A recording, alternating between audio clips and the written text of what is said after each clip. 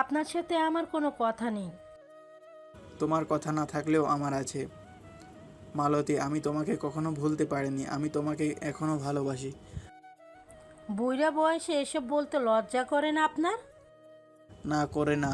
মালতী please, মালতী আমার কথা শোনো। দেখো আমি জানি তোমার স্বামী নেই, আর দেখো আমারও বউ নেই। চলো না আমাদের না হওয়া অসম্পূর্ণ সংসারটা আমরা শেষ বয়সে পূর্ণ করি। অসম্ভব।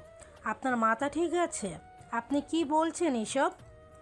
ঠিক বলছি মালতী, আই লাভ ইউ। একটা চটকনা মাইরা চোপার দাঁত সব ফালাই দেব, বুইড়া খাটাস কোথাকার। ফালায় দাও, অসুবিধা নাই। দাঁতের ডক্টর দিয়ে পুরো দাঁত বাঁধিয়ে নিব, আর ভিতরে যে দাঁত দুটো পড়ে আছে সেই দাঁতগুলো ও বাঁধিয়ে আনবো। বুইড়া খাটাস, তোকে আর একবার আমার সামনে দেখলে আমার ভাইদের দিয়ে তোকে ইচ্ছা মতন মার খাওয়াবো, বেয়াদব কোথাকার। বলেই গটগট পায়ে উল্টো দিকে ঘুরে চলে গেল মালতী বেগম। তা দেখে শফিকুল খান মুখ ভার করে বাড়ির দিকে চলে গেল। এতক্ষণ বসে বসে লামিয়া, তায়েব, তাইবা, মাহির দেখছিল।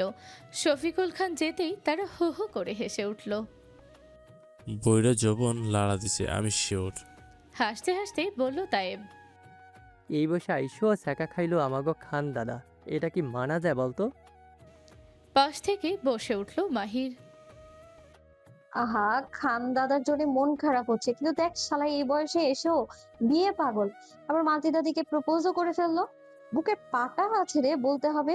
এলাম মিয়া, চল না, সারা জীবন এই ভন্ডামি তো করে আসলাম। আয় না এবার একটু ভালো কাজ করি। তাইবার কথা শুনে লামিয়া মাহির তাই ভ্রু নাচিয়ে উঁচিয়ে তাইবার দিকে তাকাতেই তাইবা দাঁত কেলিয়ে হেসে ফুসুর ফুসুর করে কিছু বলো। তাইবার কথা শুনে তিনজনের মুখে আচমকাই হাসি ফুটে উঠল। ঠোঁটে হাসি নিয়ে দুহাত উপরে তুলে আলমোড়া ভাঙতে ভাঙতে চোখ গেল শুভ্র নিবাসের দিকে। বারান্দার রেলিংয়ে শুভ্র হেলান দিয়ে এক ধ্যানে তাকিয়ে আছে তার দিকে। তা দেখে লামিয়া ঠোঁট কামড়ে হেসে গাছের সাথে হেলান দিয়ে গিটার হাতে তুলে নিয়ে টুংটাং সুর তুলে গান ধরল।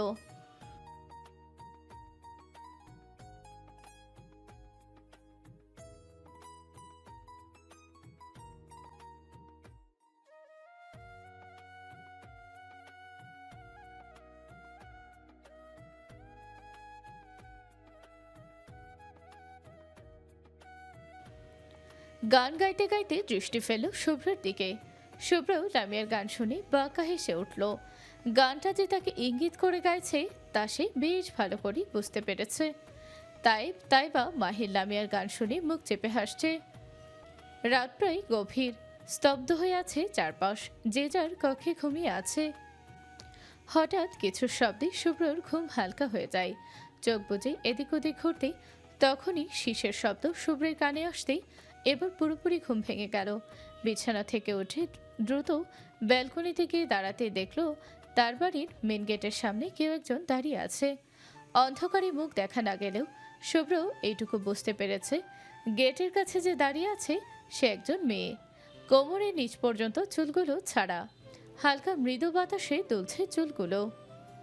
শুভ্র তা দেখে ভ্রুকুচকে উচ্চ স্বরে বলল, কে কে ওখানে? তবু সাড়া দিল না মেয়েটি। শুভ্র আবারও বলে উঠল, আমি জানি কেউ তো ওখানে আছে। কে ওখানে, জবাব দিন, কে আপনি? মেয়েটি শুভ্রের কোনো উত্তর না দিয়ে উল্টো পথে হাঁটতে হাঁটতে শীষ বাজালো। সারাটা দিন ঘিরে আছো তুমি এত রঙিন, হয়নি কখনো মন। সারাটা রাত আসছে না ঘুম, ধরেছি হাত, থাকবো সারা জীবন। তোমাকে ছাড়া এ আকাশ সাজে না, সহজে তো বাতাসে বাঁশি বাজে না। চলো না আজ এই রূপ কথা তোমাকেই শোনাই। গানের শেষ বাজাতে বাজাতে আবার পিছন ফিরে শুভ্রের দিকে তাকিয়ে আবার সামনের দিকে হাঁটা শুরু করলো। শুভ্র আর কিছু না ভেবে দ্রুত সিঁড়ি বেয়ে নিচে নামতেই দেখল একটা কালো রঙের হুডি পরা লোক রক্তাক্ত অবস্থায় তার হলরুমে পড়ে আছে। শুভ্র তা দেখে আশ্চর্য হলো। কিছুক্ষণ দাঁড়িয়ে থেকে কিছু একটা ভেবে দৌড়ে বাহিরে গিয়ে খুঁজল সেই মেয়েটিকে, কিন্তু পেল না। কে এই মেয়ে? তার বাড়িতে কি করছে? আর তাকে কেন বাঁচাতে আসছে বারবার ভেবে পাচ্ছে না শুভ্র। মেয়েটিকে না পেয়ে হতাশ হয়ে বাড়িতে প্রবেশ করে লোকটির নাকের সামনে হাত রাখলে বুঝল লোকটি বেঁচে আছে, আর এই লোকটি তাকে মারতে এসেছে ছিল সেটা বুঝতে পেরেছে। শুভ্র দীর্ঘশ্বাস ফেলে দ্রুত রুমে গিয়ে রাশেদকে কল করে, তার বাড়িতে আসতে বলে। ফোন কেটে মাথার চুলগুলো টেনে ধরল। কে এই মেয়ে? কেন তাকে বারবার বাঁচাতে চাইছে? যেভাবেই হোক খুঁজে বের করবে সে। রাতের অন্ধকার কাটিয়ে ধরণীতে দিনের আলো ফুটে উঠেছে। আজ শুক্রবার, ছুটির দিন থাকায় সব কর্তারা বাড়িতেই আছে। ইসলাম বাড়ির কর্তীরা সকালে নাস্তার আয়োজন করছে, বাড়ির চার কর্তারা হলরুমে চা পান করছে আর টুকটাক কথা বলছে বসে বসে।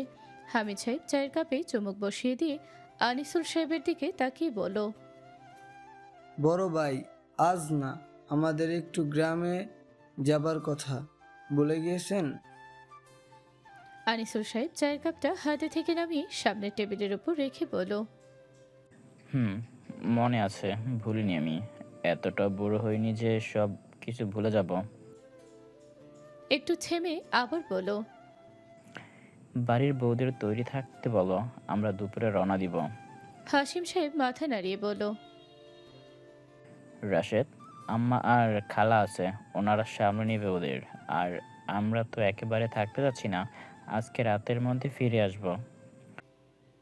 বড় ভাইয়ের কথা শুনে তিন ভাই মাথা নাড়ালো। আবরার, আমি এসে গিয়েছি, আর ৮ ঘন্টা লাগবে আমার আসতে। ঠিক আছে, তুমি সাবধানে এসো।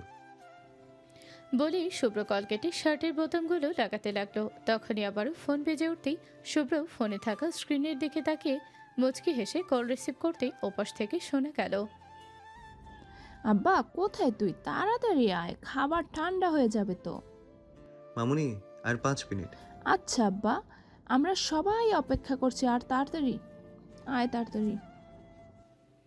বলেই ফোন কেটে দিল। শুভ্র দ্রুত তৈরি হয়ে রওনা হলো ইসলাম বাড়ির দিকে। সে এখন নিজের বাড়িতেই থাকে। তবে নিজের বাড়িতে থাকলে কি হবে? লতিফা, রাশেদা, মনিরা, তাহমিনা বেগমের কথা করা আদেশ সে ও বাড়িতে থাকবে, ঠিক আছে, কিন্তু এ বাড়িতে এসে খাবার খেয়ে যাবে। ইসলাম বাড়ির চার কর্তৃক শুধু ও বাড়ির সবার খেয়াল রাখে তা কিন্তু নয়, তারও শুভ্রর বাড়ির দিকেও খেয়াল রাখে। এই যে যেমন একদিন পর পর এসে বাড়িতে চক্কর দেওয়া, শুভ্রর কী প্রয়োজন না প্রয়োজন সেগুলো খোঁজ রাখা, নিজের ছেলের মতো করে আগলে রেখেছে তারা শুভ্রকে। শুভ্রকে ছাড়া ইসলাম বাড়ির খাবারের টেবিলে কেউ খেতে বসে না। বিশেষ করে ছুটির দিনে সবাই শুভ্রকে অনেক জোরাজোরি করেছিল সে যেন ইসলাম বাড়িতে থাকে। কিন্তু শুভ্রর একটা কথাই, নিজের বউ যেদিন বলবে সেদিন থেকে এই বাড়িতে আবার থাকবে, তার আগে নয়। লামিয়া এসব সবই জানে, তবুও সে চুপচাপ আছে। শুভ্রকে এখনো বলেনি ইসলাম বাড়িতে থাকতে। এখনো মেয়েটা তার উপর রাগ অভিমান করে আছে। কবে এই অভিমানের পালা শেষ হবে সেটা কেবল লামিয়া জানে। ভেবেই দীর্ঘশ্বাস ফেলে ইসলাম বাড়িতে প্রবেশ করলো। শুভ্রকে দেখে রাশিদা বেগম বলল, এতক্ষণ লাগে তোর আসতে? তাড়াতাড়ি আয়, বস। শুভ্র হালকা হেসে মাথা নাড়িয়ে এগিয়ে এসে চেয়ারে বসলো। হামিদ, হাসিম, আজমের, আনিসুল সাহেব হাসি মুখে কৌশল বিনিময় করলেন শুভ্রের সাথে। তারপর কাজের বিষয়ে টুকটাক কথা বলতে থাকলেন। শুভ্র আশেপাশে তাকিয়ে দেখলো খাবার টেবিলে মাহির, তাইব, তাইবা, ছবি, মিলিতিহা, রাশেদ, আরিফ, আয়না আছে, কিন্তু লামিয়া নেই। তা দেখে ভ্রু কুঁচকে এলো তার। হামিদা আর লামহা খান বাড়িতে, তাই তারা নেই। কিন্তু এই ম্যাডাম কোথায় আজকে দেখা যাচ্ছে না কেন? ভাবতে ভাবতে পাশ ফিরে তাকাতেই তাই বলে উঠল, যাকে খুঁজতেছ সে ঘুমে তালিয়ে আছে। শুভ্র তাইবের কথা শুনে খাবার খেতে লাগলো। খাবার খেতে খেতে বলে উঠল, বড় বাবাই, আমি একটা কথা বলতে চাই। আনিসুল সাহেব হেসে বলল, অবশ্যই বলো, কি বলতে চাও? আসলে আজকে মণিমা আসছে লন্ডন থেকে। এখানে?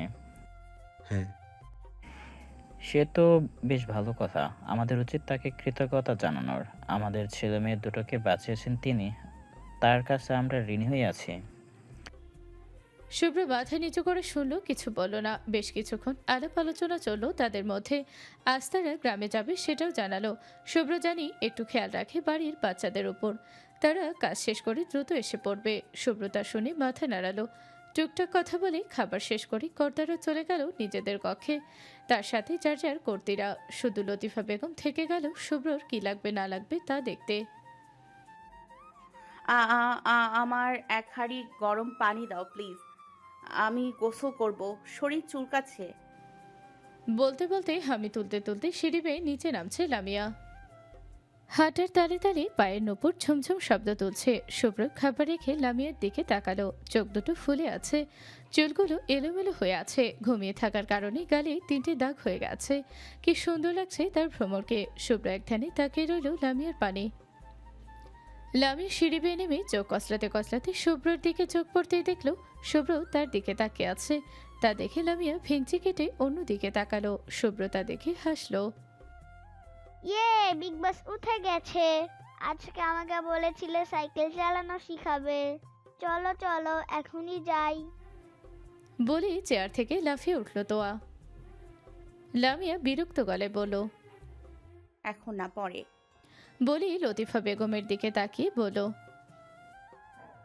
মা প্লিজ এক হাঁড়ি গরম পানি, ঠান্ডা পানি দিয়ে করতাম, কিন্তু আমার ভীষণ ঠান্ডা লাগছে।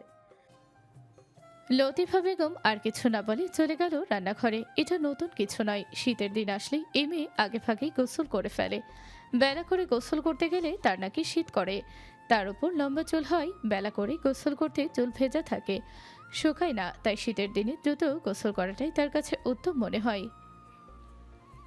লতিফা বেগম যেতে লামিয়া নিজের রুমের দিকে এগোতেই আবার কি যেন ভেবে পেছন ফিরে শুভ্রের দিকে তাকালো। শুভ্র কেমন জানি অদ্ভুত দৃষ্টিতে তাকিয়ে আছে তার দিকে। লামিয়া তা দেখে ভ্রু নাচালো। শুভ্র তা দেখে কিছু না বলে মাথা নিচু করে খাবার খেতে মন দিল। লামিয়া তা দেখে মুখ বাঁকিয়ে চলে গেল। শুভ্র আর চোখে লামিয়ার দিকে তাকিয়ে খাবার শেষ করে উঠে দাঁড়ালো।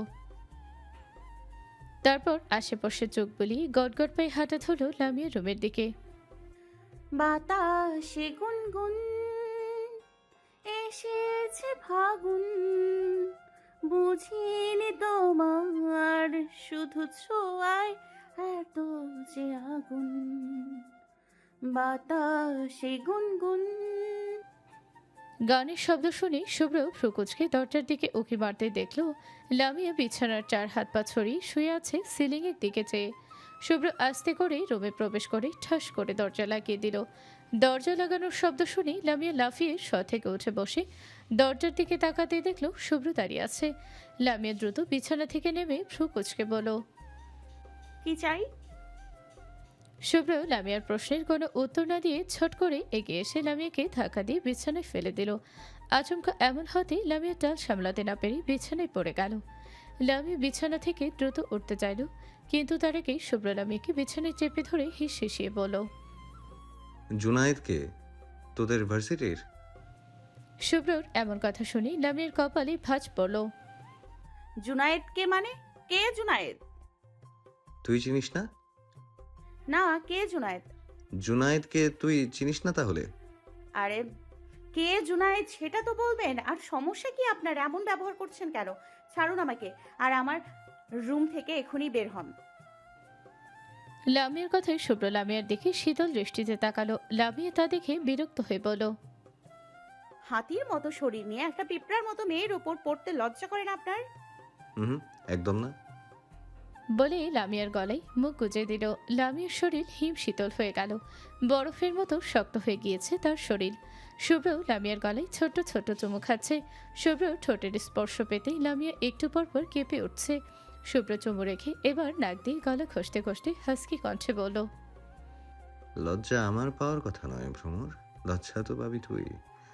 আর সারা জীবন এই হাতির শরীরকেই তোর ভার বহন করতে হবে।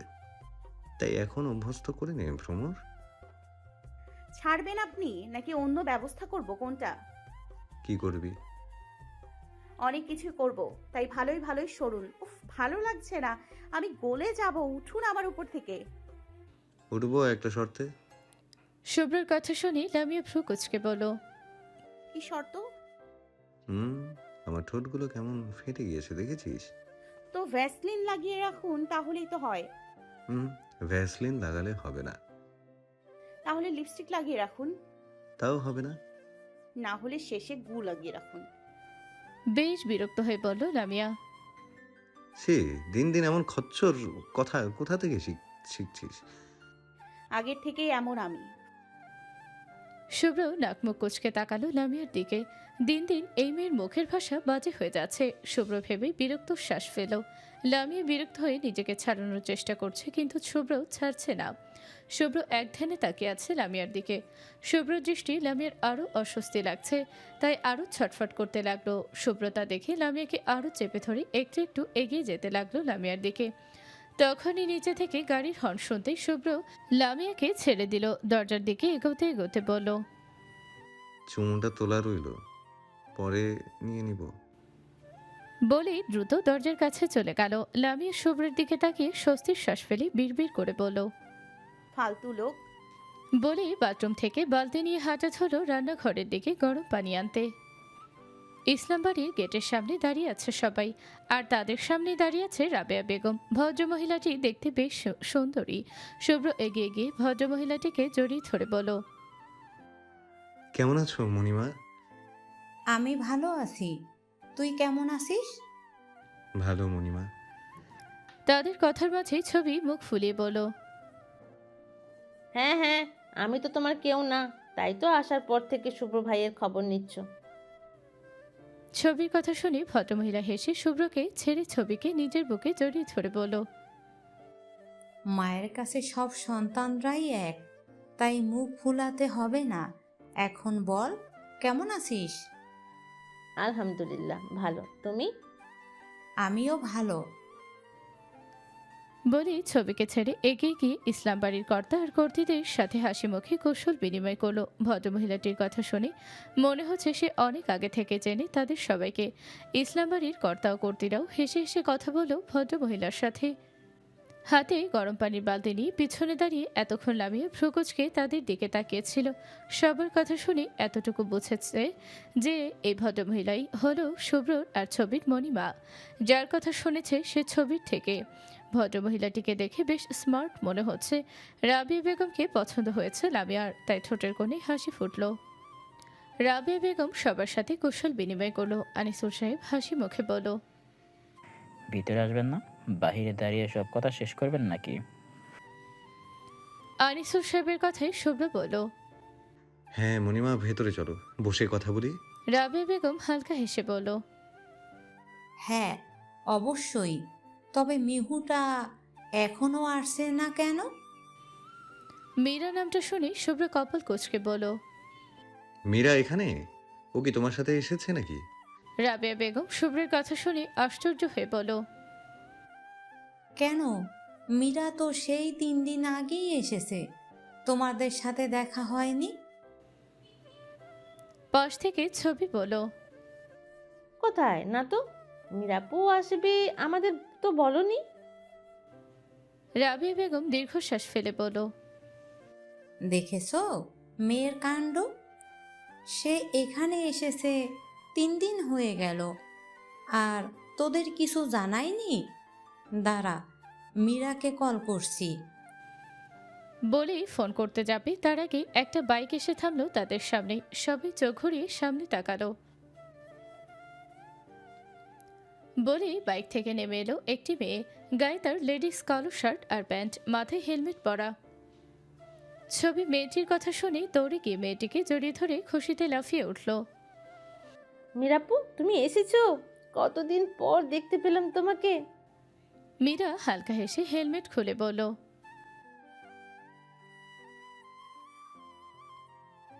ভালো, তুমি? তুমি 3 দিন আগে এসো ওদের সাথে দেখা করনি কেন? গম্ভীর কণ্ঠে বলল রাবিয়া বেগম। বলে মাথা থেকে হেলমেট খুলতেই পিঠে আছড়ে পড়ল কোমর সমান লম্বা চুল। মীরা চুলগুলো ছাড়া দিয়ে হাত দিয়ে ব্রাশ করতে করতে চোখ ঘুরিয়ে সবার দিকে তাকিয়ে কুশল বিনিময় করলো। লামিয়া পিছনে দাঁড়িয়ে দাঁড়িয়ে ছোট ছোট চোখ করে তাকিয়ে আছে মীরার দিকে। মেয়েটা দেখতে বেশ সুন্দরী, কিন্তু কেই মেয়ে, আগে তোর নাম শোনেনি। আর বিদেশি মেয়েরাও এত বড় চুল রাখে দেখে অনেকটা আশ্চর্য হলো লামিয়া। মীরা সবার সাথে কথা বলে চোখ ঘুরিয়ে পাশে তাকাতে দেখলো শুভ্র নীরব দৃষ্টিতে তাকিয়ে আছে তার দিকে। মীরা শুভ্রকে দেখে খুশিতে আত্মহারা হয়ে হাসি মুখে এগিয়ে গিয়ে জড়িয়ে ধরল শুভ্রকে জড়িয়ে ধরায় সবাই হা হয়ে তাকালো সেদিকে। মাহির, তাইবা, আরিফ, রাশেদ ছবি আয়না ঝোঁক গেলে পিছন ফিরে তাকাতেই দেখলো লামিয়া অগ্নি দৃষ্টিতে তাকিয়ে আছে শুভ্রর দিকে। এবার যে একটা কাহিনী হবে এটা বুঝতে কারোর বাকি নেই। মীরা শক্ত করে জড়িয়ে ধরে আছে শুভ্রকে। শুভ্র নিজেকে ছাড়ানোর চেষ্টা করছে কিন্তু পারছে না।